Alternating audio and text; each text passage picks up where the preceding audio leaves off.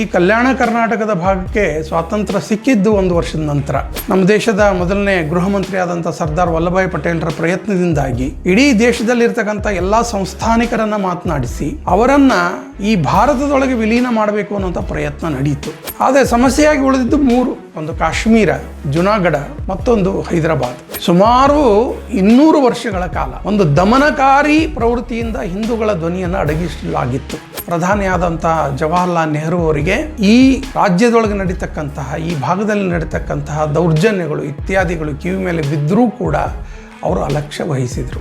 ಅದು ಯಾವುದು ಅಂದರೆ ಕರ್ನಾಟಕದ ಜಲಿಯನ್ ವಾಲಾ ಬಾಗ್ ಅಂತ ಏನು ಪ್ರಖ್ಯಾತ ಆಯಿತು, ಅಂತಹ ಕೋಟಾ ಗ್ರಾಮದ ದುರಂತ ಕಥೆ ಇದು. ಸೆಪ್ಟೆಂಬರ್ 17 ಕಲ್ಯಾಣ ಕರ್ನಾಟಕ ಅಂತ ಇವತ್ತೇನು ಕರೆಸ್ಕೊಳ್ತಾ ಇದೆಯೋ ಅದು ಹಿಂದೆ ಹೈದರಾಬಾದ್ ಕರ್ನಾಟಕ ಅನಿಸ್ಕೊಳ್ತಿತ್ತು. ತೆಲಂಗಾಣದ ಹೈದರಾಬಾದ್ ಕೇಂದ್ರದ ನಿಜಾಮ್ ಶಾಹಿ ಆಡಳಿತದೊಳಗೆ ಬರ್ತಕ್ಕಂಥ ಭಾಗ ಇದು.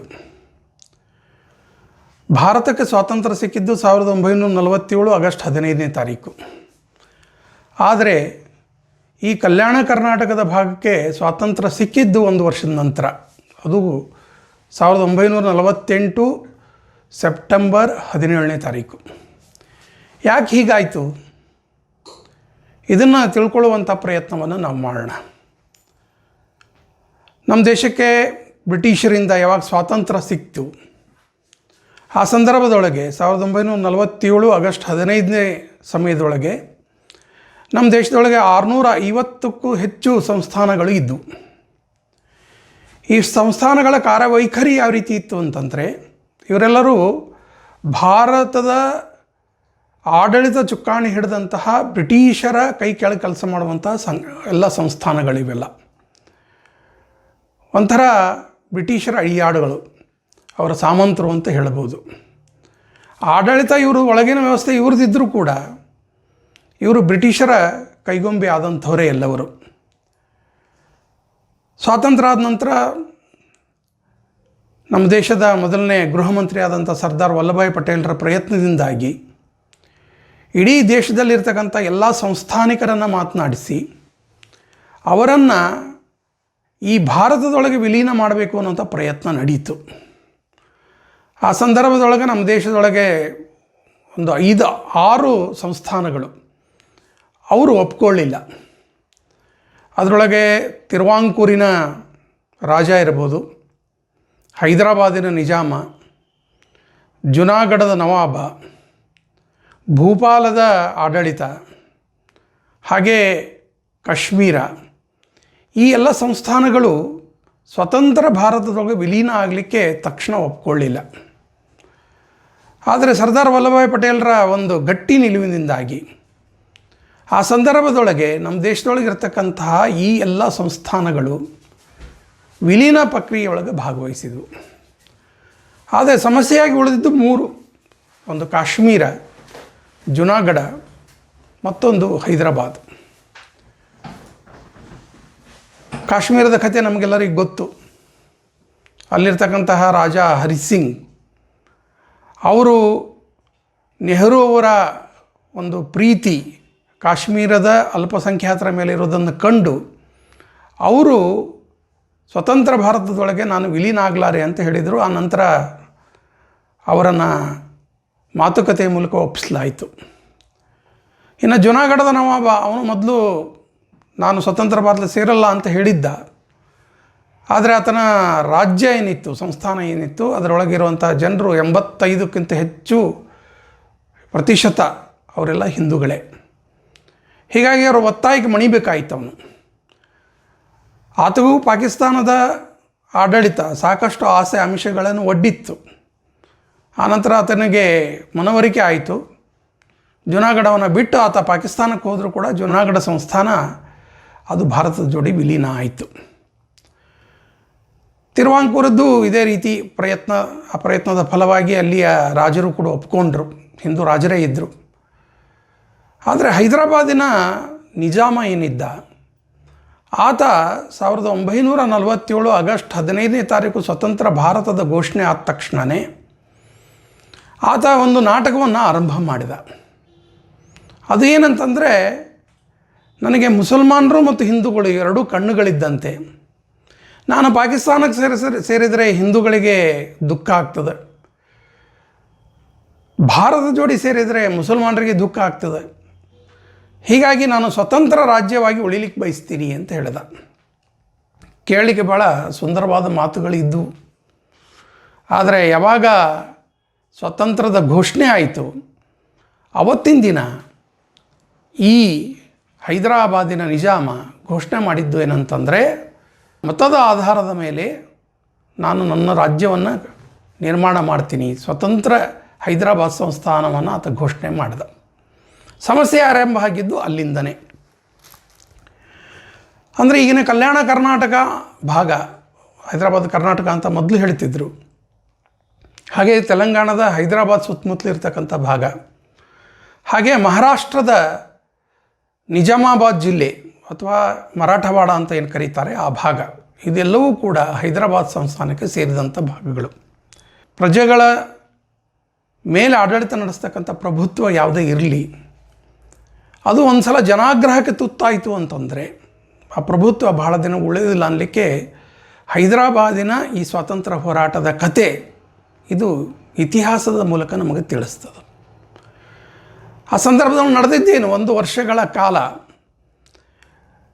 ಸ್ವತಂತ್ರ ಭಾರತದೊಳಗಿರ್ತಕ್ಕಂಥ ಒಂದು ಭಾಗ, ಭೂಭಾಗದ ಬಗ್ಗೆ ಸ್ವತಂತ್ರದ ಹೋರಾಟ ಏನು ನಡೀತು, ಅದು ಜಗತ್ತಿನ ಇನ್ಯಾವುದೇ ಸ್ವತಂತ್ರ ಹೋರಾಟಕ್ಕಿಂತ ಕಡಿಮೆ ಏನೂ ಇಲ್ಲ.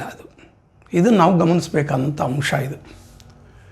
ಇನ್ನು ಎರಡನೇದಾಗಿ ನಾವು ವಿಚಾರ ಮಾಡಬೇಕಾಗಿದ್ದು ಯಾವುದು ಅಂತಂದರೆ, ಇದು ಹಿಂದೂಗಳು ಮತ್ತು ಮುಸಲ್ಮಾನರ ನಡುವಿನ ಹೋರಾಟ ಅಲ್ಲ. ಇದು ಬದಲಾಗಿ ಪ್ರತ್ಯೇಕತಾ ಮನೋಭಾವನೆಯ ಪಾಕಿಸ್ತಾನ ಮತ್ತು ಸ್ವತಂತ್ರ ಭಾರತ, ಈ ಎರಡರ ನಡುವಿನ ಸಂಘರ್ಷ ಇದು. ಇದನ್ನೆಲ್ಲರೂ ಮನಗಾಣಬೇಕು. ಇದು ಹಿಂದೂ ಮುಸ್ಲಿಂ ಒಂದು ಸಂಘರ್ಷ ಅಂತ ತಿಳ್ಕೊಳ್ಳೋದಾದರೆ ಅದು ತಪ್ಪು. ಇತ್ತೀಚೆಗೆ ಕಲಬುರಗಿ ಒಳಗೆ ಮುಸ್ಲಿಂ ಲೀಗ್ನವರು ಒಂದು ಪ್ರತಿಭಟನೆ ಮಾಡಿದರು. ಆ ಪ್ರತಿಭಟನೆ ಒಳಗೆ ಅವರು ಹೇಳಿದ್ದೇನಂತಂದರೆ, ಬರುವಂಥ ಸೆಪ್ಟೆಂಬರ್ 17ನೇ ತಾರೀಕು ಹೈದರಾಬಾದ್ ವಿಮೋಚನಾ ದಿನವನ್ನು ಆಚರಣೆ ಮಾಡಬಾರದು ಅಂತ ಆಗ್ರಹಪೂರ್ವಕವಾಗಿ ಅವರು ಮನವಿ ಪತ್ರ ಸಲ್ಲಿಸಿದರು. ವಿಚಿತ್ರ ಅಂತಂದರೆ, ಇದನ್ನೆಲ್ಲ ಕೇಂದ್ರ ಬಿಂದು ಆಗಿರ್ತಕ್ಕಂಥ ಹೈದರಾಬಾದ್ ತೆಲಂಗಾಣ ಪ್ರದೇಶದೊಳಗೆ ಇವತ್ತು ಅಲ್ಲಿ ಆಡಳಿತದ ತುಷ್ಟೀಕರಣದ ನೀತಿಯಿಂದಾಗಿ ಈ ಆಚರಣೆ ನಡೀತಾ ಇಲ್ಲ. ಇದರ ಅರ್ಥ ಏನು? ಯಾವುದೊಂದು ದೇಶದ ಇತಿಹಾಸವನ್ನು ಆ ದೇಶದ ಯುವ ಜನಾಂಗದ ಮುಂದೆ ಹಿಡಿದಿದ್ದರೆ, ಆ ಯುವ ಜನಾಂಗದಲ್ಲಿ ಈ ದೇಶದ ಬಗ್ಗೆ ಒಂದು ಆದರ, ಭಕ್ತಿ ಇದೆಲ್ಲ ಮೂಡೋದಾದರೆ ಹೇಗೆ? ಸ್ವತಂತ್ರವನ್ನು ಗಳಿಸಬೇಕಾದ್ರೆ ನಮ್ಮ ಎಷ್ಟು ಜನರು ತಮ್ಮ ಪ್ರಾಣಾರ್ಪಣೆ ಮಾಡಿದರು, ಬಲಿದಾನ ಮಾಡಿದರು, ಈ ಕತೆ ಗೊತ್ತಾಗಬೇಕು ಹೇಗೆ? ಅದನ್ನು ಮುಚ್ಚಿಡುವಂಥ ಪ್ರಯತ್ನ ಸ್ವತಂತ್ರ ಭಾರತದಲ್ಲಿ ನಡೆದದ್ದು ಒಂದು ಘೋರ ದುರಂತ ಇದು. ಅದೇ ರೀತಿಯ ಕತೆ ಈ ಹೈದರಾಬಾದಿಂದು. ಈ ಹೈದರಾಬಾದ್ ಮುಕ್ತಿ ಸಂಘರ್ಷ ಅಂತ ಏನದ, ಇದು ಕೂಡ ಒಂದು ಸ್ವತಂತ್ರ ಹೋರಾಟದ ಕಥೆನೇ ಇದು. ಇದನ್ನೆಲ್ಲ ನಾವು ನೋಡಬೇಕಾದ್ರೆ ಸ್ವಲ್ಪ ನಾವು ವಿಚಾರ ಮಾಡಬೇಕಾಗ್ತದೆ. ಆ ಸಂಸ್ಥಾನ, ಯಾವ ಹೈದರಾಬಾದ್ ಸಂಸ್ಥಾನ ಸ್ವತಂತ್ರ ರಾಜ್ಯ ಅಂತ ಏನು ಘೋಷಣೆ ಮಾಡಿದ ಅವತ್ತಿನ ದಿನ ನಿಜಾಮ, ಅದೇನು ಸುಲಭ ಇರಲಿಲ್ಲ. ಯಾಕಂದರೆ ಇಲ್ಲಿ ಬಹುಸಂಖ್ಯಾತರಾದಂತಹ ಹಿಂದೂಗಳಿದ್ದರು. ಸುಮಾರು 100-200 ವರ್ಷಗಳ ಕಾಲ ಒಂದು ದಮನಕಾರಿ ಪ್ರವೃತ್ತಿಯಿಂದ ಹಿಂದೂಗಳ ಧ್ವನಿಯನ್ನು ಅಡಗಿಸಲಾಗಿತ್ತು. ಅಂಥ ಹಿಂದೂಗಳಿಗೆ ಸ್ವತಂತ್ರ ಭಾರತ ಯಾವಾಗ ಘೋಷಣೆ ಆಯಿತು, ಅವರಿಗೂ ಒಂದು ಕನಸು ಎದುರಿತದು. ಪ್ರತಿಯೊಬ್ಬರ ಕನಸು ಇತ್ತು, ನಾವು ಸ್ವತಂತ್ರ ಭಾರತದ ಗಾಳಿಯಲ್ಲಿ ಉಸಿರಾಡಬೇಕು ಅಂತ. ಆದರೆ ಅವರ ಕನಸು ಭಗ್ನ ಆಯಿತು. ಇಸ್ಲಾಮಿಕ್ ಆಧಾರದ ಮೇಲೆ ಈ ಸ್ವತಂತ್ರ ರಾಜ್ಯವನ್ನು ಕಟ್ಟುವಂಥ ಬಯಕೆಯನ್ನು ಅವತ್ತಿನ ನಿಜಾಮೇನು ಘೋಷಣೆ ಮಾಡಿದ. ಆವಾಗ ಇಲ್ಲಿರ್ತಕ್ಕಂಥ ಬಹುಸಂಖ್ಯಾತ ಹಿಂದೂಗಳಲ್ಲಿ ಒಂದು ಆತಂಕದ ವಾತಾವರಣವನ್ನು ಮನೆ ಮಾಡಿತು. ಇದಕ್ಕೆ ಪ್ರತಿಕ್ರಿಯೆಯಾಗಿ ಇಡೀ ಹಿಂದೂ ಸಮಾಜ ಒಗ್ಗಟ್ಟಾಗಿ ಇದರ ವಿರುದ್ಧ ಹೋರಾಟಕ್ಕೆ ತೊಡಗಬೇಕಾದಂಥ ಅನಿವಾರ್ಯತೆ ಬಂತು. ಅದರ ಒಂದು ದುರಂತ ಕಥೆಯನ್ನು ಇವತ್ತು ನಿಮ್ಮ ಮುಂದೆ ಇಡುವಂಥ ಪ್ರಯತ್ನವನ್ನು ನಾನು ಮಾಡ್ತಾಯಿದ್ದೀನಿ.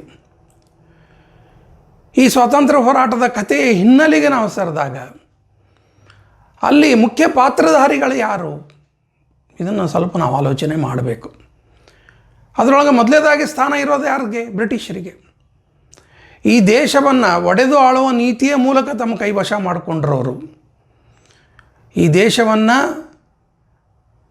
ಸಂಪೂರ್ಣಮಯವಾಗಿ ಕೇವಲ ಆಡಳಿತ ಅಷ್ಟೇ ಅಲ್ಲ, ಧಾರ್ಮಿಕವಾಗಿ ಸಾಂಸ್ಕೃತಿಕವಾಗಿ ಈ ದೇಶವನ್ನು ತುಳಿಯುವಂಥ ಪ್ರಯತ್ನ ಅವರು ಮಾಡಿದರು.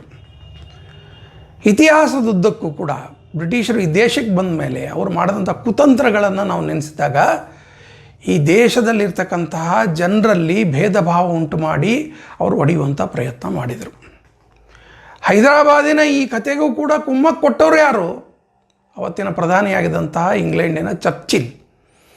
ಅವರು ಹೇಳ್ತಾರೆ, ಸ್ವಿಟ್ಜರ್ಲೆಂಡ್ ಅಂತ ದೇಶ ಸುತ್ತಲೂ ಬೇರೆ ಬೇರೆ ದೇಶಗಳು ಇದ್ದಾಗಲೂ ಕೂಡ ಸ್ವತಂತ್ರವಾಗಿ ಹೇಗೆ ಇದೇನೋ ಅದೇ ರೀತಿ ಒಂದು ಭಾರತದ ಒಳಗೆ ಒಂದು ಸ್ವತಂತ್ರ ರಾಜ್ಯ ಯಾಕಿರಬಾರ್ದು? ಈ ಪ್ರಶ್ನೆಯನ್ನು ಬಿತ್ತಿದವರು ಅವರು. ಇದರ ಪರಿಣಾಮವಾಗಿ ಬ್ರಿಟಿಷರ ಕುತಂತ್ರದ ಫಲವಾಗಿ ಈ ಭಾಗದೊಳಗೆ ಏನು ಈ ಸಮಾಜದ ಮೇಲೆ ದೌರ್ಜನ್ಯ ನಡೀತು, ದಬ್ಬಾಳಿಕೆ ನಡೀತು, ಅದನ್ನು ಹತ್ತಿಕ್ಕುವಂತಹ, ಅದರ ಧ್ವನಿ ಎಲ್ಲಿಯೂ ಕೇಳದಂತಹ ಪ್ರಯತ್ನಗಳು ನಡೆದವು. ಇದು ಒಂದನೇ ಭಾಗ, ಒಂದನೇ ಪಾತ್ರಧಾರಿ ಬ್ರಿಟಿಷರು. ಇನ್ನು ಎರಡನೇ ಭಾಗಕ್ಕೆ ಹೋಗೋಣ. ಹೈದರಾಬಾದಿನ ನಿಜಾಮ, ಆತನ ಹೆಸರು ಮೀರ್ ಉಸ್ಮಾನ್ ಅಲಿ ಖಾನ್ ಅಂತ ಆತು. ಸುಮಾರು 200 ವರ್ಷಗಳ ಕಾಲ, ಅಂದರೆ ಔರಂಗಜೇಬನ ಅಂತ್ಯ, ಮೊಘಲ್ ಸಾಮ್ರಾಜ್ಯದ ಅಂತ್ಯಕಾಲ ಅಂತ ಇಟ್ಕೊಳ್ಳೋಣ. ಆ ಸಂದರ್ಭದೊಳಗೆ ಈ ಹೈದರಾಬಾದ್ ಸಂಸ್ಥಾನ ತಲೆ ಎತ್ತಿ, ಅಲ್ಲಿಂದ ಆರಂಭ ಆಯಿತು ಇವರದ ಆಡಳಿತಗಳು. 200 ವರ್ಷಗಳ ಕಾಲ ಯಾವಾಗ ಬ್ರಿಟಿಷರು ಈ ದೇಶದೊಳಗೆ ಕಾಲಿಟ್ಟರು, ಅದಕ್ಕಿಂತ ಮುಂಚೆ ಮರಾಠರ ಜೋಡಿ ಇವ್ರ ಜೋಡಿ ಯುದ್ಧ ಆಯಿತು. ಮರಾಠರ ಕೈ ಮೇಲೂ ಆಯಿತು. ಅನೇಕ ಭೂಭಾಗಗಳು ಮರಾಠರ ಕೈಗೆ ಹೋಗಿದ್ವು. ಅದಾದ ನಂತರ ಬ್ರಿಟಿಷರ ಪ್ರಭಾವ ಹೆಚ್ಚಾಯಿತು. ಮರಾಠರ ಬ್ರಿಟಿಷರ ಕೈಯಿಂದ ಸೋಲ್ಬೇಕಾಯಿತು.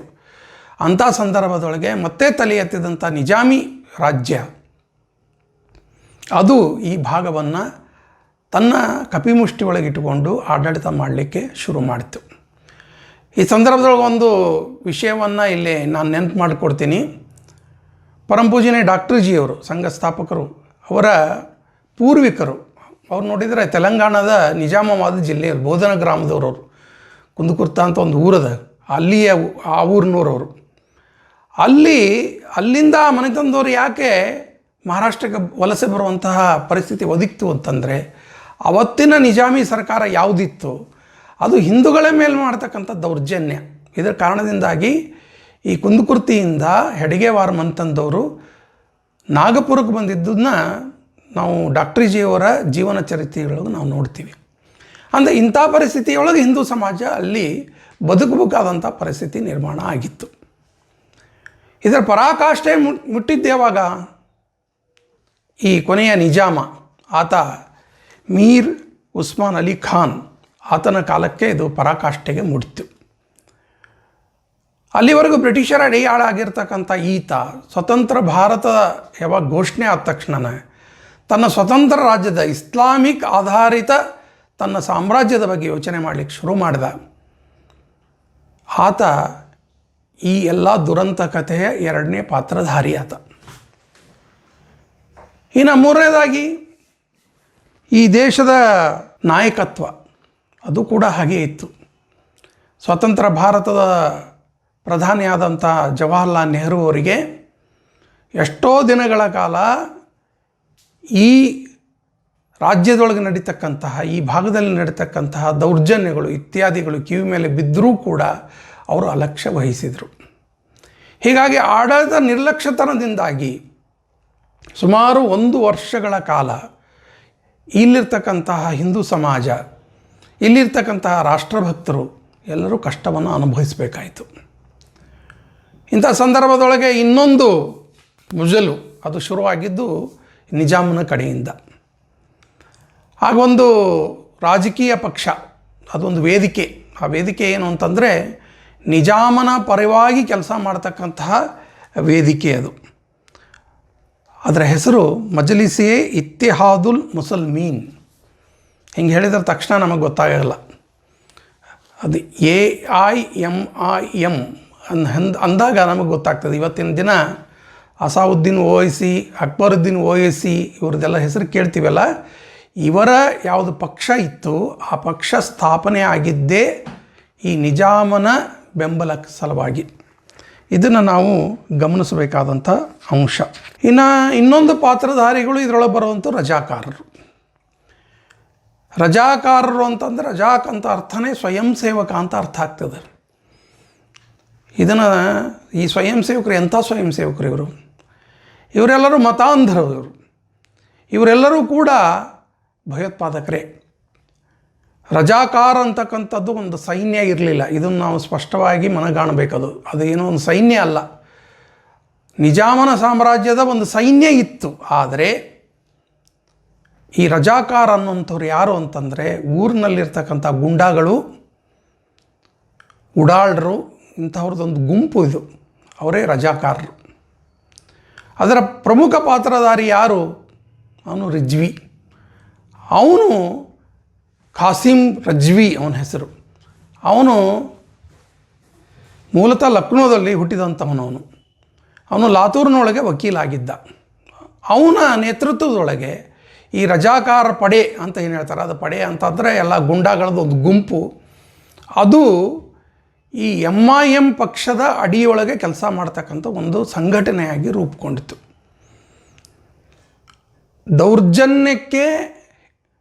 ದೌರ್ಜನ್ಯ ಮಾಡೋದಕ್ಕೆ ಹೆಸರಾದಂತಹ ಪಡೆ ಇದು. ಈ ಭಾಗದೊಳಗೆ ನಡೀತಕ್ಕಂಥ ಹತ್ಯಾಕಾಂಡಗಳು ಇತ್ಯಾದಿಗಳನ್ನು ಇವತ್ತಿಗೂ ಕೆಲವೊಂದು ಜನ ಉಳ್ಕೊಂಡಿದ್ದಾರೆ. ಅವ್ರನ್ನ ಕೇಳಿದಾಗ ನಮಗೆ ಅವತ್ತಿನ ಜನ ಎಷ್ಟು ಸಂಕಟ ಅನುಭವಿಸಿದರು ಅನ್ನಲಿಕ್ಕೆ ಸಾಕಷ್ಟು ಉದಾಹರಣೆಗಳು ಇವತ್ತು ಸಿಗ್ತದೆ. ಅಂತಹ ರಜಾಕಾರರ ಒಂದು ದೌರ್ಜನ್ಯಕ್ಕೆ ತುತ್ತಾದಂಥ ಪ್ರದೇಶ ಇದು. ಈ ಎಲ್ಲ ಪಾತ್ರಧಾರಿಗಳು ಈ ದುರಂತ ಕಥೆಯನ್ನು ಹೆಣೆದರು. ಒಂದು ಕಡೆ ಕಣ್ಮುಚ್ಚಿಕೊಳ್ಳತಕ್ಕಂತಹ ನೆಹರು ಸರ್ಕಾರ, ಮತ್ತೊಂದು ಕಡೆ ಬ್ರಿಟಿಷರು ಬಿತ್ತಿ ಹೋದಂತಹ ಪ್ರತ್ಯೇಕತಾವಾದ, ಮತ್ತೊಂದು ಕಡೆ ಇಸ್ಲಾಮೀ ರಾಜ್ಯದ ಕನಸನ್ನು ಹೊತ್ತುಕೊಂಡು ಇಲ್ಲಿರ್ತಕ್ಕಂಥ ಹಿಂದೂಗಳ ಮೇಲೆ ದೌರ್ಜನ್ಯ ಎಸಲಿಕ್ಕೆ ಮುಂದಾದಂತಹ ನಿಜಾಮ, ಆತನ ಬಲಗೈ ಬಂಟರಾಗಿ ಕೆಲಸ ಮಾಡ್ತಕ್ಕಂಥ ರಜಾಕಾರರು, ಈ ಎಲ್ಲರ ನಡುವೆ ಹಿಂಡಿ ಹಿಪ್ಪಿಯಾಗಿದ್ದು ಇಲ್ಲಿರ್ತಕ್ಕಂಥ ಹಿಂದೂ ಸಮಾಜ. ಯಾವಾಗ ಸ್ವಾತಂತ್ರ್ಯ ಘೋಷಣೆ ಆಯಿತು, ಇಸ್ಲಾಮಿಕ್ ರಾಜ್ಯದ ಸ್ಥಾಪನೆಯ ಕನಸು ಕಂಡಂಥ ನಿಜಾಮ ಅವನು ಮಾಡಿದ್ದ ಮೊದಲೇ ಕೆಲಸ ಏನು ಅಂತಂದರೆ, ದೇಶದ ಉಳಿದ ಕಡೆ ಇರ್ತಕ್ಕಂತಹ ಮುಸಲ್ಮಾನರು ಅವರೆಲ್ಲರನ್ನೂ ಈ ರಾಜ್ಯಕ್ಕೆ ಆಹ್ವಾನ ಮಾಡಿದ. 1947 ಆಗಸ್ಟ್ 14 ನಮ್ಮ ದೇಶ ಏನು ವಿಭಜನೆ ಆದಂಥ ಸಂದರ್ಭದೊಳಗೆ ಈ ದೇಶದಲ್ಲಿರ್ತಕ್ಕಂಥ ಮುಸಲ್ಮಾನರು ಪಾಕಿಸ್ತಾನಕ್ಕೆ ಹೋಗಬೇಕು, ಪಾಕಿಸ್ತಾನದಲ್ಲಿರ್ತಕ್ಕಂಥ ಹಿಂದೂಗಳು ಭಾರತಕ್ಕೆ ಬರಬೇಕು ಅನ್ನೋಂತಹ ಒಂದು ವಿಚಿತ್ರ ನಿಯಮ ಏನು ಜಾರಿ ಆಯಿತು ನಮ್ಮ ದೇಶದೊಳಗೆ. ಅದರಿಂದ ಹತ್ಯಾಕಾಂಡ ನಡೆದು ಹೋಯಿತು. ಅದೇ ರೀತಿಯ ಒಂದು ಪ್ರಯತ್ನ ನಡೆದಿದ್ದು ಕೂಡ ಈ ಹೈದರಾಬಾದ್ ಸಂಸ್ಥಾನದೊಳಗೆ. ಇಂಥ ಸಂದರ್ಭದೊಳಗೆ ಇವನು ಮಾಡ್ತಕ್ಕಂಥ ಕೆಲಸ ಏನಂದ್ರೆ, ಲಕ್ಷಾಂತರ ಮುಸಲ್ಮಾನರನ್ನು ತಂದು ಹೈದರಾಬಾದಿನ ನೆಲದ ಮೇಲೆ ಅಲ್ಲಲ್ಲೇ ಶಿಬಿರಗಳನ್ನು ಆತ ಶುರು ಮಾಡಿದ. ನಿಧಾನವಾಗಿ ಹಿಂದೂಗಳಲ್ಲಿ ಆತಂಕ ಶುರುವಾಯಿತು. ಈ ಆತಂಕದ ಪ್ರತಿಫಲವಾಗಿ ಕಂಡು ಬಂದಿದ್ದು ಏನಂದರೆ, ಈ ಭಾಗದಲ್ಲಿರ್ತಕ್ಕಂತಹ ಜನಸಾಮಾನ್ಯರು ತಮ್ಮ ಕೈಯಲ್ಲಿ ಆಯುಧವನ್ನು ಹಿಡ್ಕೊಳ್ಳುವಂತಹ ಒಂದು ಪರಿಸ್ಥಿತಿ ನಿರ್ಮಾಣ ಆಯಿತು. ಅಲ್ಲಿವರೆಗೂ ಯಾರೂ ಕೂಡ ಇವರ ಸಹಾಯಕ್ಕೆ ಬರಲಿಲ್ಲ. ನಿಧಾನವಾಗಿ ರಜಾಕಾರರ ಒಂದು ದೌರ್ಜನ್ಯ ಅದು ಆರಂಭ ಆಯಿತು. ಇದರ ಕಥೆ ದೊಡ್ಡದ, ಅದನ್ನೆಲ್ಲ ಪ್ರತಿಯೊಂದು ವಿವರ ಇಲ್ಲಿ ಕೊಡಲಿಕ್ಕೆ ಕಷ್ಟ ಸಾಧ್ಯ. ಆದರೂ ಕೂಡ ಒಂದು ಘಟನೆ, ಅದು ನೇರ ನಮ್ಮ ಕರ್ನಾಟಕಕ್ಕೆ ಸಂಬಂಧಪಟ್ಟಿದ್ದು, ಕಲ್ಯಾಣ ಕರ್ನಾಟಕಕ್ಕೆ ಸಂಬಂಧಪಟ್ಟಂಥ ಒಂದು ಘಟನೆಯನ್ನು ನಿಮ್ಮ ಮುಂದೆ ಉಲ್ಲೇಖ ಮಾಡುವಂಥ ಪ್ರಯತ್ನವನ್ನು ನಾನು ಮಾಡ್ತೀನಿ. ಅದು ಯಾವುದು ಅಂದರೆ, ಕರ್ನಾಟಕದ ಜಲಿಯನ್ ವಾಲಾ ಬಾಗ್ ಅಂತ ಏನು ಪ್ರಖ್ಯಾತ ಆಯಿತು, ಅಂತಹ ಕೋಟಾ ಗ್ರಾಮದ ದುರಂತ ಕಥೆ ಇದು.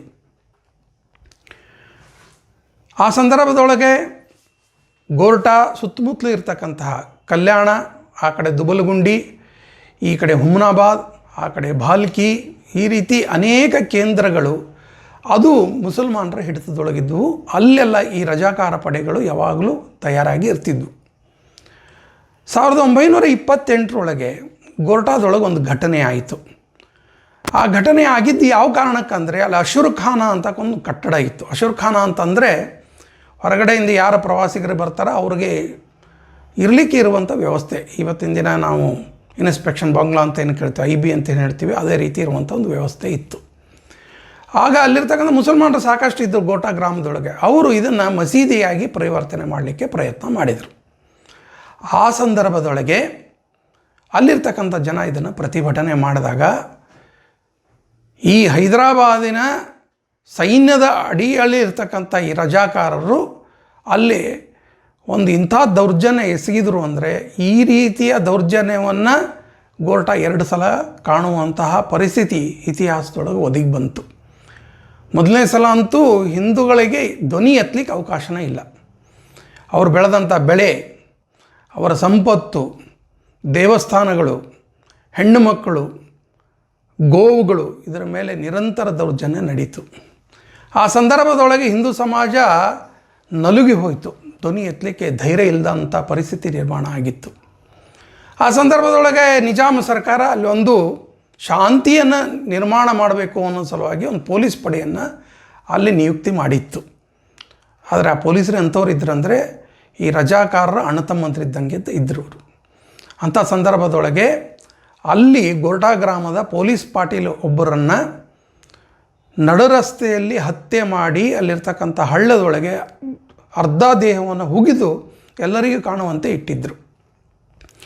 ಇದರ ಪರಿಣಾಮ ಏನಾಗ್ತಿತ್ತು ಅಂದರೆ, ಹಿಂದೂಗಳ ಮನಸ್ಸಿನಲ್ಲಿ ಆಕ್ರೋಶ ನಿಧಾನವಾಗಿ ಬಲೀಲಿಕ್ಕೆ ಶುರುವಾಯಿತು. ಇದಕ್ಕೆ ಒಂದು ತಿರುವು ಬಂದಿದ್ದು ಎಲ್ಲಿಂದ ಅಂದರೆ, ಪಕ್ಕದಲ್ಲಿ ಇರ್ತಕ್ಕಂಥ ಹೊನ್ನಳ್ಳಿ ಅಂತಕ್ಕಂಥ ಗ್ರಾಮ. ಹೊನ್ನಳ್ಳಿ ಒಳಗೆ ಭಾವುರಾವ್ ಪಟೇಲ್ ಅಂತ ಇದ್ದರು. ಅವರು ಆರ್ಯ ಸಮಾಜದವರಾಗಿದ್ದರು. ಈ ಆರ್ಯ ಸಮಾಜದವರ ಪ್ರಯತ್ನ ಇಲ್ಲಿ ನಾವು ಈ ಸಂದರ್ಭದೊಳಗೆ ನೆನೆಸ್ಬೇಕು ನಾವು. ಯಾಕಂದರೆ ಈ ಸ್ವಾತಂತ್ರ್ಯ ಸಂಘರ್ಷದೊಳಗೆ ಬಹು ಪ್ರಧಾನ ಪಾತ್ರ ಹಿಂದೂಗಳ ಪರವಾಗಿ, ಈ ದೇಶದ ಪರವಾಗಿ ಹೋರಾಟ ಮಾಡಿದವರು ಯಾರು ಅಂತಂದರೆ ಆರ್ಯ ಸಮಾಜಿಗಳು. ದಯಾನಂದ ಸರಸ್ವತಿಯರಿಂದ ಆರಂಭ ಆದಂತಹ ಈ ಸಂಘಟನೆ ಅದು ಹಿಂದೂಗಳಲ್ಲಿ ಒಂದು ಧಾರ್ಮಿಕ ಜಾಗೃತಿಯನ್ನು ಉಂಟು ಮಾಡಿದ ಪರಿಣಾಮವಾಗಿ ಹಿಂದೂ ಧರ್ಮಕ್ಕೆ ಯಾವಾಗ ಧಕ್ಕೆ ಒದಗ್ತದೋ ಆ ಸಂದರ್ಭದೊಳಗೆ ಈ ಆರ್ಯ ಸಮಾಜದ ಕಾರ್ಯಕರ್ತರು ಸೈನಿಕರಂತೆ ಹೋರಾಟ ಮಾಡಿದರು. ಅನೇಕರು ಬಲಿದಾನವಾದಂಥ ಕಥೆಯನ್ನು ನಾವು ಕಲಬುರಗಿ ಮತ್ತು ಬೀದರ್ ಜಿಲ್ಲೆಗಳಲ್ಲಿ ಮತ್ತು ತೆಲಂಗಾಣದ ಕೆಲವೊಂದು ಪ್ರದೇಶಗಳಲ್ಲಿ ನಾವು ಕೇಳಬಹುದು. ಈ ಭಾವುರಾವ್ ಪಟೇಲ್ ಏನು ಮಾಡಿದರು ಅಂದರೆ, ಈ ರೀತಿಯ ದೌರ್ಜನ್ಯ ನಡೆಸ್ತಕ್ಕಂಥ ಈ ರಜಾಕಾರರಿಗೆ ತಕ್ಕ ಶಾಸ್ತಿ ಮಾಡಬೇಕಂತ ಅವರೊಂದು ಪಡೆ ಕಟ್ಟಿದರು. ಅದು ಮುಂದೆ ರೈತ ದಳ ಅಂತ ಅದು ಪ್ರಖ್ಯಾತಿಯಾಗಿದ್ದು, ಈ ರೈತ ದಳದ ಮುಖಂಡರೆಲ್ಲರೂ ಸೇರಿಕೊಂಡು ಅಲ್ಲಲ್ಲೇ ಯುವಕರಿಗೆ ಶಾರೀರಿಕ ತರಬೇತಿ ಕೊಡುವಂಥ ಪ್ರಯತ್ನ ಮಾಡಿದರು. ಬಾರ್ಸಿ ಅಂತ ಒಂದು ಊರು, ಆ ಊರಿನೊಳಗೂ ಕೂಡ ಈ ರೀತಿಯ ಒಂದು ಶಿಬಿರ ಕೂಡ ನಡೀತು. ಎಲ್ಲವೂ ಕೂಡ ಮಹಾರಾಷ್ಟ್ರದಿಂದ ಪ್ರೇರಣೆ ಪಡೆದಂಥದ್ದು. ಪಕ್ಕದಲ್ಲಿರ್ತಕ್ಕಂಥ ಲಾತೂರು, ಉದ್ಗೀರ್ ಆ ಭಾಗದೊಳಗೆ ಅಲ್ಲಿರ್ತಕ್ಕಂಥ ಆರ್ಯ ಸಮಾಜದ ಬಂಧುಗಳು ಈ ರೀತಿಯ ಅನೇಕ ಶಿಬಿರಗಳನ್ನು ನಡೆಸ್ತಿದ್ರು. ಅಂತಹ ಶಿಬಿರಗಳಲ್ಲಿ ತರಬೇತಿ ಪಡೆದಂತಹ ಯುವಕರು ಒಟ್ಟಿಗೆ ಸೇರಿ ರಜಾಕಾರರ ವಿರುದ್ಧ ಒಂದು ಹೋರಾಟವನ್ನು ರೂಪಿಸಿದರು. ಆ ಸಂದರ್ಭದೊಳಗೆ ಗೋರ್ಟಾದೊಳಗೆ 2ನೇ ಪ್ರಕರಣ ನಡೆದಂಥ ಸಂದರ್ಭ ಇದು. ಅಲ್ಲೇ ಇಸ್ಮಾದ್ದೀನ್ ಅಂತಕ್ಕಂಥವನು ಒಬ್ಬನಿದ್ದ. ಈ ಇಸಾಮುದ್ದೀನ್ ಯಾರು ಅಂತಂದರೆ, ಇವನ ತಂದೆಯ ಹೆಸರು ಬದ್ರುದ್ದೀನ್ ಅಂತ. ಆದರೆ ಈ ಬದ್ರುದ್ದೀನ್ ಅವನ ಮೂಲ ಹೆಸರು ಭದ್ರಪ್ಪ. ಅವನ ತಾಯಿ ಹಿಂದೂ ಹೆಣ್ಮಗಳು. ಯಾವುದೋ ಒಂದು ಸಂದರ್ಭದೊಳಗೆ ಮುಸಲ್ಮಾನರ ಮನೆಯೊಳಗೆ ಆಕೆ ಆಶ್ರಯ ಪಡೆದ್ಲು. ಪರಿಣಾಮವಾಗಿ ಭದ್ರಪ್ಪ ಹೋಗಿ ಆತ ಬದ್ರುದ್ದೀನ್ ಆದ, ಮುಸಲ್ಮಾನ ಆಗಿ ಪರಿವರ್ತನೆ ಆದ. ನಮ್ಮದೆಲ್ಲ ಗೊತ್ತು. ನಮ್ಮದೊಂದು ದುರಂತ ಕಥೆ ಏನಂತಂದರೆ, ನಮ್ಮ ಹಿಂದೂ ಸಮಾಜ ಈ ರೀತಿ ಯಾರು ಮತಾಂತರ ಆಗಿದ್ದರೋ ಅವರನ್ನು ವಾಪಸ್ ಹಿಂದೂ ಧರ್ಮದೊಳಗೆ ತಗೊಳ್ತಿರಲಿಲ್ಲ. ಇದರ ಪರಿಣಾಮ ಬದ್ರುದ್ದೀನ್ ಮಗ ಇಸಾಮುದ್ದೀನು ಕೂಡ ಏನಾದ, ಬದ್ರುದ್ದೀನು ಹಾಗೆ ಆದ, ಇಸಾಮುದ್ದೀನು ಹಾಗೆ ಆದ. ಅವನು ಹಿಂದೂಗಳ ವಿರುದ್ಧ ಕತ್ತಿ ಮಸಲಿಕ್ಕೆ ಶುರು ಮಾಡಿದ. ಆ ಸಂದರ್ಭದೊಳಗೆ ರಜಾಕಾರರ ಸಂಖ್ಯೆ ಗೋರ್ಟಾದೊಳಗೆ ಬಹಳಷ್ಟು ಕಡಿಮೆ. ಸುತ್ತಮುತ್ತಲೂ ನಡೀತಕ್ಕಂಥ ಈ ದೌರ್ಜನ್ಯದ ಪ್ರತೀಕಾರ ತಗೊಳ್ಬೇಕು ಅಂತ ಹೇಳಿ ಭಾವುರಾವ್ ಪಟೇಲರು ಏನು ಮಾಡಿದರು ಅಂದರೆ, ತಮ್ಮ ತಂಡದೊಂದಿಗೆ ಒಂದು ಯೋಜನೆ ಮಾಡಿಕೊಂಡ್ರು. ಬಸವ ಕಲ್ಯಾಣ ಮತ್ತು ಗೋರ್ಟಾ ನಡುವೆ ಮುಚ್ಚಳಂಬ ಅಂತ ಒಂದು ಊರು ಬರ್ತದೆ. ಅದರ ಪಕ್ಕಕ್ಕೆ ಧನೂರ ಬಸವ ಕಲ್ಯಾಣದಿಂದ ಧನೂರದಿಂದ ಮುಚ್ಚಳಂಬ ನಡುವೆ ಒಂದು ಹಳ್ಳ ಬರ್ತದೆ, ನದಿ, ಒಂದು ಸಣ್ಣದಂಥ ತೊರೆ ಇದು. ಅಲ್ಲಿ ಇವರು ಯೋಜನೆ ಮಾಡಿಕೊಂಡು ಅಲ್ಲಿ ಕಾಯ್ಕೊಂಡು ಕೂತ್ಕೊಂಡ್ರು. ಅವರಿಗೆ ಸುದ್ದಿ ಬಂದಿತ್ತು, ಈ ಇಸಾಮುದ್ದೀನ್ ಅನ್ನೋಂಥವನು ಅವನು ತನ್ನ ಜನರನ್ನೆಲ್ಲ ಕರ್ಕೊಂಡು ಅವನು ಬಸವ ಕಲ್ಯಾಣ ಕಡೆ ಹೋಗಿ ಅಲ್ಲೆಲ್ಲ ತಾನು ಬೇಕಾದ ವಸ್ತುಗಳನ್ನು ತೊಗೊಂಡು, ಯಾಕಂದ್ರೆ ದೊಡ್ಡೂರು ಅವಾಗ ಬಸವ ಕಲ್ಯಾಣ, ಇದು ಹಳ್ಳಿ, ತೊಗೊಂಡು ವಾಪಸ್ ಬರ್ಬೇಕಾದ್ರೆ ರಾತ್ರಿ ಆಗ್ತದೆ. ಆ ಸಂದರ್ಭದೊಳಗೆ ಅವನ ಮೇಲೆ ದಾಳಿ ಮಾಡಬೇಕಂತ ಇವರೆಲ್ಲ ತಯಾರಿ ಮಾಡಿಕೊಂಡು ಕೂತ್ಕೊಂಡ್ರು. ಆ ಸಂದರ್ಭದಲ್ಲಿ ಗೋಟಾದ ಅನೇಕ ಗ್ರಾಮಸ್ಥರು ಕೂಡ ಆ ಇಸಾಮುದ್ದೀನ್ ಜೋಡಿನೇ ಇದ್ದರು. ಯಾಕಂದರೆ ಅವರಿಗೊಂದು ಭಯ ಇತ್ತು, ಹೊರಗಡೆ ಹೋದಾಗ ರಜಾಕಾರ ಯಾವ ಸಂದರ್ಭದೊಳಗೂ ದಾಳಿ ಮಾಡಿಬಿಡ್ಬೋದು.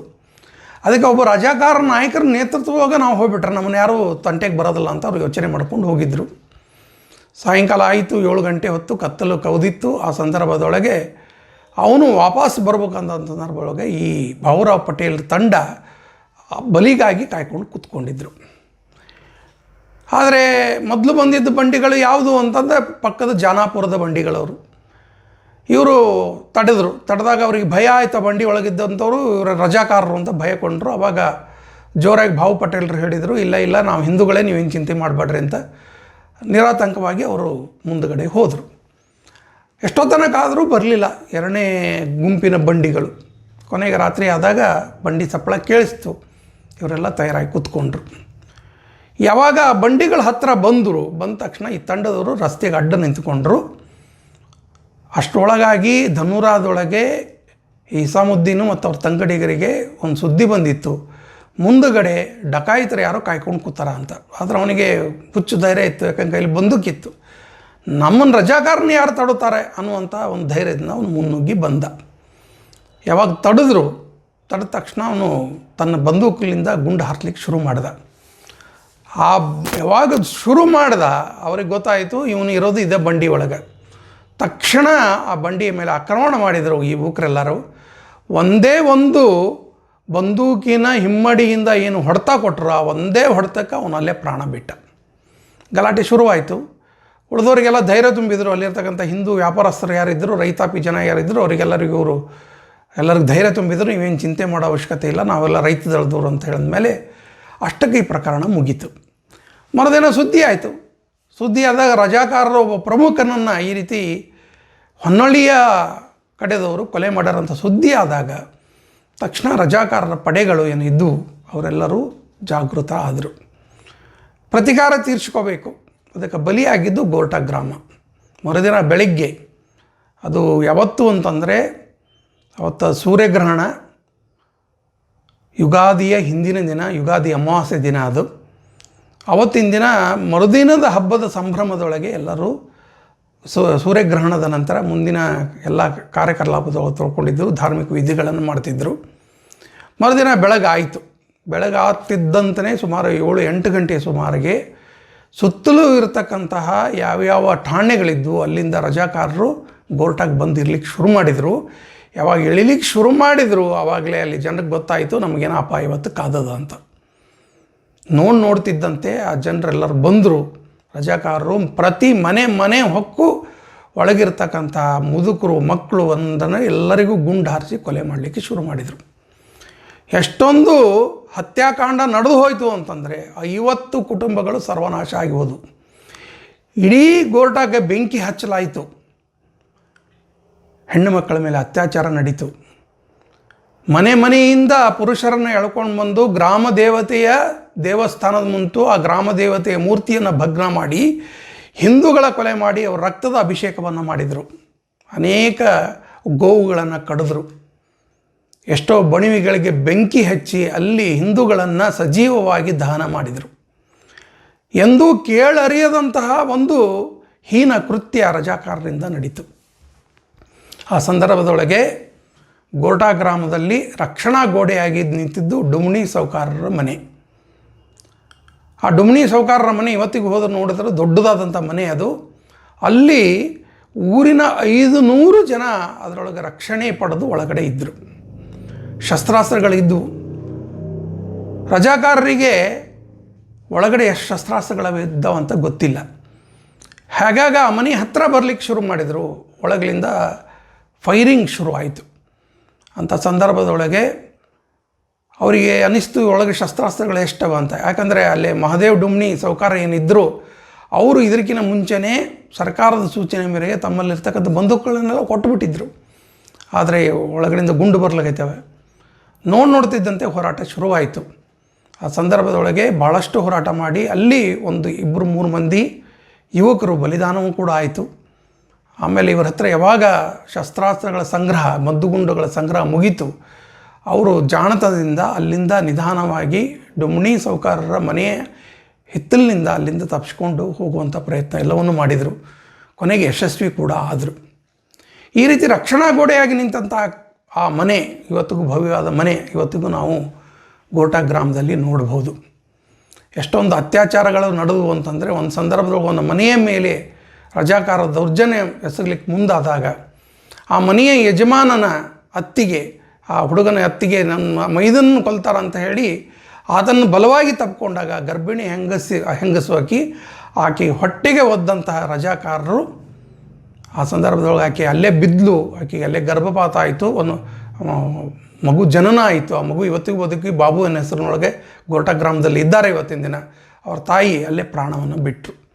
ಆ ಊರಿನ ಪುರೋಹಿತರ ಮನೆಗೆ ನುಗ್ಗಿದಂಥ ರಾಜಕಾರರು ಆ ಪುರೋಹಿತರ ಅತ್ತಿಗೆಯ ಮೇಲೆ ನಿರಂತರ ಅತ್ಯಾಚಾರ ಮಾಡಿದರು. ಆ ಅತ್ಯಾಚಾರದಲ್ಲಿ ಆ ತಾಯಿ ತನ್ನ ಪ್ರಾಣವನ್ನು ಕಳ್ಕೊಳ್ಳುವಂಥ ಒಂದು ದುರಾದೃಷ್ಟಕರ ಪ್ರಸಂಗ ಕೂಡ ನಡೀತು. ಹೀಗೆ ಇಡೀ ಹಿಂದೂ ಸಮಾಜವೇ ಬೆದರುವಂಥ ಒಂದು ವಾತಾವರಣವನ್ನು ಗೋರ್ಟಾ ಗ್ರಾಮದಲ್ಲಿ ರಜಾಕಾರರು ಮಾಡಿದರು. ಇದು ಗೋರ್ಟಾ ಗ್ರಾಮದ ದುರಂತ ಕಥೆ. ಅದಾದ ನಂತರ ಸ್ವತಂತ್ರ ಭಾರತ ಯಾವಾಗ ಪೊಲೀಸ್ ಆ್ಯಕ್ಷನ್ ಆಯಿತು, ಅದಾದ ಮೇಲೆ ಗೋರ್ಟಾ ಗ್ರಾಮಸ್ಥರು ತೀರ್ಮಾನ ಮಾಡಿದರು, ನಮ್ಮೂರಲ್ಲಿ ಒಬ್ಬೊಬ್ಬ ಮುಸಲ್ಮಾನರು ಇರುಗೊಳ್ಳಿಕ್ಕೆ ನಾವು ಬಿಡಲ್ಲ ಅಂತ. ಇವತ್ತಿಗೂ ಗೋರ್ಟಾ ಗ್ರಾಮಕ್ಕೆ ಹೋದರೆ ಅಲ್ಲಿ ಒಬ್ಬ ಮುಸಲ್ಮಾನರು ನಾವು ನೋಡಲಿಕ್ಕೆ ಸಾಧ್ಯ ಇಲ್ಲ. ಇಂಥ ದುರಂತ ಕಥೆಗಳು ಈ ಭಾಗದೊಳಗೆ ಸಾಕಷ್ಟಾಯಿತು. ಭಾಲ್ಕಿ ತಾಲೂಕಿನೊಳಗಾಯಿತು, ಔರಾದ್ ತಾಲೂಕಿನೊಳಗಾಯಿತು, ತೆಲಂಗಾಣದೊಳಗಾಯಿತು. ಅನೇಕ ಊರುಗಳೇ ಭಸ್ಮ ಆಗಿ ಹೋದವು. ಮೇಕರ್ ಅಂತ ಒಂದು ಊರದ, ಮೇಕರ್ ಊರು ಕೂಡ ಭಸ್ಮ ಮಾಡಿದರು. ಇಲ್ಲಿ ನಾವು ಗಮನಿಸಬೇಕಾದಂಥ ಇನ್ನೊಂದು ಅಂಶ ಏನಂತಂದರೆ, ಈ ಸಂದರ್ಭದೊಳಗೆ ಹಿಂದೂ ಸಮಾಜದ ಸಂಘಟಿತವಾದಂಥ ಹೋರಾಟ.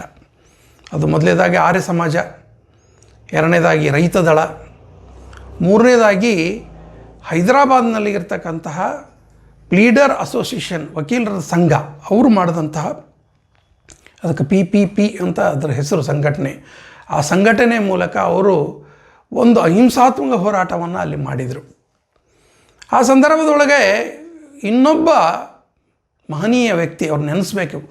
ಅವರು ಯಾರು ಅನ್ನ ಕನ್ನಯ್ಯಲಾಲ್ ಮುನ್ಷಿ, KM ಮುನ್ಷಿಯವರು. ಅವರು ಭಾರತದ ಸರ್ಕಾರದ ಪ್ರತಿನಿಧಿಯಾಗಿ ಈ ಹೈದರಾಬಾದ್ ಸಂಸ್ಥಾನದೊಳಗಿದ್ದರು. ಪ್ರತಿ ಕ್ಷಣದ ವರದಿಯನ್ನು ಅವ್ರ ಕಿವಿ ಮೇಲೆ ಬೀಳ್ತಿತ್ತು. ಅವರಿಗೆ ಚಡಪಡಿಕೆ ಆಗ್ತಿತ್ತು. ಆದರೆ ಪರಿಸ್ಥಿತಿ ಹೇಗಿತ್ತು ಅಂದರೆ, ಹೈದರಾಬಾದಿನ ಯಾವುದೇ ವಿಷಯ ಹೊರಗಡೆ ಹೋಗುವಂತ ಇರಲಿಲ್ಲ. ಅಲ್ಲಿ ಅನೇಕ ಪತ್ರಿಕೆಗಳನ್ನು ಇದೇ ಕಾರಣದಿಂದಾಗಿ ಮುಚ್ಚಿ ಹಾಕಲಾಗಿತ್ತು. ಶೋಯಬ್ ಖಾನ್ ಅಂತಕ್ಕಂಥ ಒಬ್ಬ ರಾಷ್ಟ್ರವಾದಿ ಮುಸಲ್ಮಾನ ಪತ್ರಕರ್ತನನ್ನು ಹಗಲೇ ಹೈದರಾಬಾದ್ನೊಳಗೆ ಕೊಂದು ಹಾಕಿದ್ರು. ಈ ರೀತಿಯ ಪತ್ರಿಕಾ ಸ್ವಾತಂತ್ರ್ಯವನ್ನು ದಮನ ಮಾಡುವಂಥ ಪ್ರಯತ್ನ ಆಗಿನ ನಿಜಾಮ ಸರ್ಕಾರದಿಂದ ನಡೀತು. ಈ ರೀತಿ ಅನೇಕ ದುರಂತ ಕಥೆಗಳು, ಅದನ್ನು ಹೆಜ್ಜೆ ಹೆಜ್ಜೆಗೂ ಕೂಡ ನಾವು ಭಾಲ್ಕಿ ಮತ್ತು ಔರಾದ್ ತಾಲೂಕಿನಲ್ಲಿ ಓಡಾಟ ಮಾಡಿದರೆ ಪ್ರತಿ ಮನೆಗಳಲ್ಲೂ ಈ ಕಥೆಯನ್ನು ನಾವು ಕೇಳ್ಬೋದು. ಮುಧೋಳ ಗ್ರಾಮಕ್ಕೆ ಇವತ್ತಿಗೂ ಹೋದರೆ ಅಲ್ಲಿರ್ತಕ್ಕಂಥ ದೊಡ್ಡ ಮನೆಗಳ ಗೋಡೆ ಕರಕಲಾಗಿದೆ. ಯಾಕಂದರೆ ಆ ಮನೆಗಳಿಗೆಲ್ಲ ಬೆಂಕಿ ಹಚ್ಚುವಂಥ ಕೆಲಸವನ್ನು ರಜಾಕಾರರು ಆಗ ಸಂದರ್ಭದೊಳಗೆ ಮಾಡಿದರು. ಮೊನ್ನೆ ಕಲಬುರಗಿ ಒಳಗೆ ಏನೋ ಅವರು ಮುಸ್ಲಿಂ ಲೀಗ್ನವರು ಒಂದು ಪ್ರತಿಭಟನೆ ಮಾಡಿದ್ದರು. ಅವಾಗ ಹೇಳಿದ್ದು 2 ಲಕ್ಷ ಮುಸಲ್ಮಾನರು ಈ ಆಪರೇಷನ್ ಪೋಲೋ ಅಂದರೆ ಮಿಲ್ಟ್ರಿ ಆ್ಯಕ್ಷನ್ ಏನು ನಡೀತು ಅದರೊಳಗೆ ಪ್ರಾಣಾರ್ಪಣೆ ಮಾಡಿದವರು 2 ಲಕ್ಷ ಜನ ಮುಸಲ್ಮಾನರು ಅಂತ ಹೇಳಿಕೆ ಕೊಟ್ಟರು. ಇದು ಎಷ್ಟು ಸುಳ್ಳು ಅಂತಂದರೆ, ಅದರಷ್ಟು ಪ್ರಮಾಣ ಹಿಂದೂಗಳು ಅಲ್ಲಿ ಪ್ರಾಣಾರ್ಪಣೆ ಮಾಡಿದರೆ ಹೊರತು ಮುಸಲ್ಮಾನರಲ್ಲ. ಈ ದೇಶವನ್ನು ಒಡೆಯುವ ಪ್ರತಿಯೊಂದು ಅವಕಾಶವನ್ನು ಈ ರೀತಿಯ ಪ್ರತ್ಯೇಕತಾವಾದಿಗಳು ಬಳಸ್ಕೊಳ್ತಾ ಇದ್ದಾರೆ. ಇವತ್ತಿಗೂ ಕೂಡ ಈ ನಿಜಾಮಿ ವಿಷ ಬೀಜಗಳು ಅಲ್ಲೆಲ್ಲೇ ತಲೆ ಎತ್ಕೊಂಡು ನಿಂತಿದೆ. ಇದನ್ನು ನಿಜಾಮಿ ಸಂಸ್ಥಾನವನ್ನು ಮರುಸ್ಥಾಪನೆ ಮಾಡುವಂಥ ಪ್ರಯತ್ನಗಳು ನಡೆದವೆ ಇವತ್ತಿನ ದಿನ. ಇದಕ್ಕೆಲ್ಲ ಅಂತ್ಯ ಯಾವಾಗ ಸಿಕ್ತು? ಯಾವಾಗ ಇಲ್ಲಿಂದ ಆರ್ಯ ಸಮಾಜದ ಬಂಧುಗಳು, ರೈತ ಸಂಘದ ಬಂಧುಗಳು ಯಾರಿದ್ದರು ಅವರೆಲ್ಲರೂ ಕೂತ್ಕೊಂಡು ಹೊರಗಡೆ ತಪ್ಪಿಸ್ಕೊಂಡು ಹೋಗಿ ಹೊರಗಡೆ ಇರುವಂಥ ಮಹಾರಾಷ್ಟ್ರ ಪ್ರಾಂತದೊಳಗೆ ಈ ಹೈದರಾಬಾದಿನ ಕಥೆಯನ್ನು ಅಲ್ಲಿಯ ಪತ್ರಿಕೆಗಳ ಮೂಲಕ ಯಾವಾಗ ಪ್ರಸಾರ ಮಾಡಲಿಕ್ಕೆ ಶುರು ಮಾಡಿದರು, ಆ ಸಂದರ್ಭದೊಳಗೆ ಕೆ ಎಂ ಮುನ್ಷಿಯವರ ಒಂದು ವರದಿಯ ಕಾರಣದಿಂದಾಗಿ ವಿಚಲಿತರಾದಂಥ ವಲ್ಲಭಾಯ್ ಪಟೇಲರು ಮಂತ್ರಿಮಂಡಲ ಸಭೆಯೊಳಗೆ ಮಿಲಿಟ್ರಿ ಆಪರೇಷನ್ ಮಾಡಬೇಕು ಅಂತ ಯಾವಾಗ ಚರ್ಚೆಗೆ ಬಂದಾಗ, ವಿಚಿತ್ರ ಅಂದರೆ ನಮ್ಮ ದೇಶದ ಆಡಳಿತ ಚುಕ್ಕಾಣಿ ಹಿಡಿದಂತಹ ಅನೇಕ ನೇತಾರರು ಇದನ್ನು ವಿರೋಧ ಮಾಡಿದರು. ಆ ಒಂದು ಸಂದರ್ಭದೊಳಗಂತೂ ಅಸಮಾಧಾನಗೊಂಡಂಥ ವಲ್ಲಭಾಯ್ ಪಟೇಲರು ಆ ಸಂಪುಟ ಸಭೆಯಿಂದ ಹೊರಗಡೆ ಎದ್ದು ಹೋದರು. ಅಷ್ಟೇ ಅಲ್ಲ, ರಾಜೀನಾಮೆ ಕೊಡಲಿಕ್ಕೂ ಮುಂದಾಗಿದ್ದರು. ಆಗ ನಮ್ಮ ದೇಶದ ಇನ್ನೊಬ್ಬ ಗೃಹ ಕಾರ್ಯದರ್ಶಿ ಇದ್ದರು, ಮೆನನ್, ಮುಂದೆ ಅವರು ರಕ್ಷಣಾ ಮಂತ್ರಿನೂ ಕೂಡ ಆಗಿದ್ದರು. ಅವರು ವಲ್ಲಭಾಯ್ ಪಟೇಲರ ಮನವೊಲಿಸಿ ಅವ್ರನ್ನ ಕರ್ಕೊಂಡು ಬರುವಂಥ ಪ್ರಯತ್ನವನ್ನು ಮಾಡಿದರು. ಈ ಕಡೆ ಹೈದರಾಬಾದ್ ಸಂಸ್ಥಾನದೊಳಗೆ ಯಾವಾಗ ವಕೀಲರದೊಂದು ದೊಡ್ಡ ಗುಂಪು ಈ ಸ್ವತಂತ್ರಕ್ಕಾಗಿ ಹೋರಾಟ ಆರಂಭ ಮಾಡಿತು, ಈ ವರದಿ ಕಿವಿ ಮೇಲೆ ಬೀಳುತ್ತಿದ್ದಂತೆಯೇ ಸರ್ದಾರ್ ವಲ್ಲಭಾಯ್ ಪಟೇಲರು ನೆಹರು ಅವರ ಮನವೊಲಿಕೆಗೆ ಮುಂದಾದರು. ನಾವೇನಾದರೂ ಮಿಲಿಟ್ರಿ ಆ್ಯಕ್ಷನ್ ಮಾಡದೇ ಇದ್ದರೆ ನಮ್ಮ ದೇಶದೊಳಗೆ ಒಂದು ಮಿನಿ ಪಾಕಿಸ್ತಾನ ನಿರ್ಮಾಣ ಆಗೋದು ನಿಶ್ಚಿತ ಅಂತ ಅವರು ಮನವರಿಕೆ ಮಾಡಿಕೊಟ್ರು. ಆದರೂ ಕೂಡ ನೆಹರು ಅವರು ಕಣ್ಣು ತೆರೀಲಿಲ್ಲ. ಆ ಸಂದರ್ಭದೊಳಗೆ ಈ ಹೈದರಾಬಾದ್ ಸಂಸ್ಥಾನದ ಭಾಗದೊಳಗೆ ಒಬ್ಬ ಕ್ರೈಸ್ತ ಹೆಣ್ಣು ಮಗಳ ಮೇಲೆ ಅತ್ಯಾಚಾರ ನಡೀತು. ಯಾವಾಗ ಈ ಸುದ್ದಿ ನೆಹರು ಅವರ ಕಿವಿ ಮೇಲೆ ಬಿತ್ತು, ಆವಾಗ ಅವರು ಜಾಗೃತಾವಸ್ಥೆಗೆ ಬಂದರು. ಅಲ್ಲಿವರೆಗೂ ಮೂಕರೋಧನ ಮಾಡ್ತಕ್ಕಂತಹ ಹಿಂದೂ ಸಮಾಜ ಅವರ ಕಣ್ಣಿಗೆ ಕಾಣಲೇ ಇಲ್ಲ. ಆಮೇಲೆ ಒಪ್ಪಿಗೆ ಕೊಟ್ಟರು. ದಿಟ್ಟ ನಿರ್ಧಾರ ತಗೊಂಡಂತಹ ಸರ್ದಾರ್ ವಲ್ಲಭಾಯ್ ಪಟೇಲರು, ಉಕ್ಕಿನ ಮನುಷ್ಯ ಅಂತ ನಾವೇನು ಕರಿತೀವಿ, ಹೆಮ್ಮೆಯಿಂದ ಕರಿಬೇಕು, ಆ ಮಹಾಪುರುಷ ತಗೊಂಡಂಥ ನಿರ್ಧಾರದಿಂದಾಗಿ ಹೈದರಾಬಾದ್ ಸಂಸ್ಥಾನದ ಕಪಿಮುಷ್ಟಿಯಿಂದ ಈ ಭಾರತದ ಈ ಭೂಭಾಗ ಅದು ಸ್ವತಂತ್ರ ಆಯಿತು. ಮಿಲಿಟ್ರಿ ಆ್ಯಕ್ಷನ್ ಆಗಿದ್ದು ಕೂಡ ಅತ್ಯಂತ ವೇಗದ ಪ್ರಮಾಣದೊಳಗೆ. ಯಾವಾಗ ನಿಜಾಮಿ ರಾಜ್ಯದ ಮೇಲೆ ಭಾರತ ಸರ್ಕಾರದ ಮಿಲಿಟ್ರಿ ಯಾವಾಗ ಪ್ರವೇಶ ಮಾಡಿತು, ಆವಾಗ ರಜಾಕಾರರ ದುರ್ದಶೆ ಆರಂಭ ಆಯಿತು. ಹಿಂದೂಗಳಿಗೆ ಒಂದು ಚೈತನ್ಯ ಬಂತು. ಇದರ ಪರಿಣಾಮ ಹಿಂದೂಗಳು ಕೂಡ ಮಿಲಿಟ್ರಿಯವರ ಜೋಡಿ ಕೈ ಕೂಡಿಸಿದರು. ಯಾವ್ಯಾವ ರಜಾಕಾರರು ದೌರ್ಜನ್ಯ ಎಸಗಿದ್ರೋ ಅವರ ವಿರುದ್ಧ ಒಂದು ಕಾರ್ಯಾಚರಣೆ ನಡೀತು. ಕೆಲವೇ ದಿನಗಳ ಕಾರ್ಯಾಚರಣೆ ಇದು. ಕೊನೆಗೆ ಹೈದರಾಬಾದಿನ ನಿಜಾಮ ಡೊಗ್ಗಿ ಸಲಾಂ ಹಾಕಿ ಅವನು ಸರ್ದಾರ್ ವಲ್ಲಭಾಯ್ ಪಟೇಲರ ಮುಂದೆ ಶರಣಾಗತಿಯನ್ನು ಕೋರಿದ. ಅದಾದಮೇಲೆ ಈ ಭೂಭಾಗ ಅದು ಸ್ವತಂತ್ರ ಆಯಿತು. ಸ್ವತಂತ್ರದ ಗಾಳಿಯೊಳಗೆ ಇಲ್ಲಿ ಜನರು ಉಸಿರಾಡಲಿಕ್ಕೆ ಆರಂಭ ಮಾಡಿದರು. ಆದರೆ ಈ ಎಲ್ಲ ಹಿನ್ನೆಲೆಗಳನ್ನು ನೋಡಿದಾಗ ನಮ್ಮ ದೇಶದೊಳಗಿರ್ತಕ್ಕಂಥ ಈ ರೀತಿ ಪ್ರತ್ಯೇಕತಾವಾದಿಗಳ ಗುಂಪು, ಅವರ ಮಾನಸಿಕತೆ ಎಂಥದ್ದು, ಅದು ಇವತ್ತಿಗೂ ಕೂಡ ಪಾಕಿಸ್ತಾನದ ಮಾನಸಿಕತೆಯೇ ಅದು. ಈ ಸ್ವತಂತ್ರ ಭಾರತವನ್ನು ತುಂಡು ಮಾಡಿ ಮೊಘಲ ಸ್ಥಾನ, ನಿಜಾಮಿ ಸ್ಥಾನ ಈ ರೀತಿ ಮಾಡುವಂಥ ಪ್ರಯತ್ನಗಳು ಇಡೀ ದೇಶದ ಸಾರ್ವಭೌಮತ್ವಕ್ಕೆ ಧಕ್ಕೆ ತರುವಂತಹ ಪ್ರಯತ್ನಗಳು. ಇತ್ತೀಚೆಗೆ ಮುಸ್ಲಿಂ ಲೀಗ್ ಮಾಡಿದಂಥ ಪ್ರತಿಭಟನೆ, ಕಲಬುರಗಿಯಲ್ಲಿ ಮಾಡಿದಂಥ ಪ್ರತಿಭಟನೆ ಇರ್ಬೋದು, ಇವತ್ತಿನ ದಿನ MIM ಮುಖಂಡರು ಕೊಡ್ತಕ್ಕಂಥ ಹೇಳಿಕೆಗಳಿರ್ಬೋದು, ಇದೆಲ್ಲದರ ಹಿಂದೆ ಇರುವಂಥದ್ದು ಯಾವುದು ಅಂದರೆ ಮತಾಂಧತೆ, ಅದೇ ಪ್ರತ್ಯೇಕತಾವಾದ. ಇದನ್ನು ನಾವು ಈಗಲೇ ಚೂಟದೇ ಇದ್ದರೆ ಇದು ಕೂಡ ಒಂದು ಕಾಶ್ಮೀರದ ಒಂದು ಸಮಸ್ಯೆಯಾಗಿ ಪರಿವರ್ತನೆ ಆಗೋದ್ರೊಳಗೆ ಸಂಶಯನೇ ಇಲ್ಲ. ಈ ಸಂದರ್ಭದೊಳಗೆ ಸ್ವತಂತ್ರ ಭಾರತದ ನಾವೆಲ್ಲರೂ ಸೇರಿಕೊಂಡು, ಪ್ರಜೆಗಳು ಸೇರಿ ಈ ರೀತಿ ಪ್ರತ್ಯೇಕತಾವಾದಕ್ಕೆ ಒಂದು ಕೊನೆ ಹಾಡುವಂಥ ಪ್ರಯತ್ನ ನಾವೆಲ್ಲರೂ ಮಾಡಬೇಕು. ಅದಕ್ಕೆ ಸಂಘಟಿತ ಸಮಾಜವೇ ಸರಿಯಾದ ಪರಿಹಾರ ಮಾರ್ಗ. ಇದು ಸಮಾಜ ಸಂಘಟಿತ ಆದರೆ ಸರ್ಕಾರ ಯೋಗ್ಯ ನಿರ್ಣಯ ತಗೊಳ್ಳಿಕ್ಕೆ ಸಾಧ್ಯ ಆಗ್ತದೆ. ಹಾಗಾದಾಗ ಮಾತ್ರ ಈ ರೀತಿಯ ಪ್ರತ್ಯೇಕತಾವಾದದ ವಿಷ ಬೀಜಗಳನ್ನು ನಾಶ ಮಾಡಲಿಕ್ಕೆ ಸಾಧ್ಯ ಆಗ್ತದೆ. ಈ ರೀತಿಯ ಒಂದು ದುರಂತದ ಕಥೆಯನ್ನು ನಿಮ್ಮ ಮುಂದೆ ಸಂಕ್ಷಿಪ್ತವಾಗಿ ಹೇಳುವಂಥ ಪ್ರಯತ್ನ ನಾನು ಮಾಡಿದೆ. ಅನೇಕ ವಿಷಯಗಳು ಇದರೊಳಗೆ ಇಲ್ಲಿ ಪೂರ್ಣವಾಗಿ ಹೇಳಲಿಕ್ಕೆ ಆಗಲಿಕ್ಕಿಲ್ಲ. ಅದು ಇದಕ್ಕೆ ಸಂಬಂಧಪಟ್ಟಂಥ ಹೈದರಾಬಾದ್ ವಿಮೋಚನೆಯ ಒಂದು ಕತೆ ಖಂಡೇರಾವ್ ಬರೆದಿದ್ದಂಥದ್ದು, ಅದೊಂದು ಪುಸ್ತಕ ಓದಬೇಕು. ಹಾಗೆ ದಿವಂಗತರ ಗೋಪಾಲ್ ಹೆಜೀಬ್ ಅವರು ಬರೆದಂತಹ ಹೈದರಾಬಾದ್ ವಿಮುಕ್ತಿ ಸಂಘರ್ಷದ ಕಥೆಯನ್ನು ನಾವೆಲ್ಲರೂ ಓದಬೇಕು. ಆವಾಗ ನಮ್ಮದು ಈ ಭಾಗದ ಜನ ಅನುಭವಿಸಿದಂಥ ಕಷ್ಟ, ನಷ್ಟ, ಬಲಿದಾನ ಇದೆಲ್ಲವೂ ತಿಳ್ಕೊಳ್ಳಿಕ್ಕೆ ಸಾಧ್ಯ. ಇವತ್ತಿನ ಯುವ ಪೀಳಿಗೆ ಇದನ್ನು ತಿಳ್ಕೊಂಡ್ರೆ ಮಾತ್ರ ಈ ರಾಷ್ಟ್ರದ ಸ್ವಾತಂತ್ರ್ಯಕ್ಕಿರುವಂಥ ಬೆಲೆ ಎಷ್ಟು ಅನ್ನೋದನ್ನು ಅವರು ಕಲ್ಪನೆ ಮಾಡ್ಕೊಳ್ಳಿಕ್ಕೆ ಸಾಧ್ಯ ಆಗ್ತದೆ. ಆ ದೃಷ್ಟಿಯಿಂದ ನಾವೆಲ್ಲರೂ ಸೇರಿ ಈ ಪ್ರಯತ್ನವನ್ನು ಮುಂದುವರಿಸೋಣ.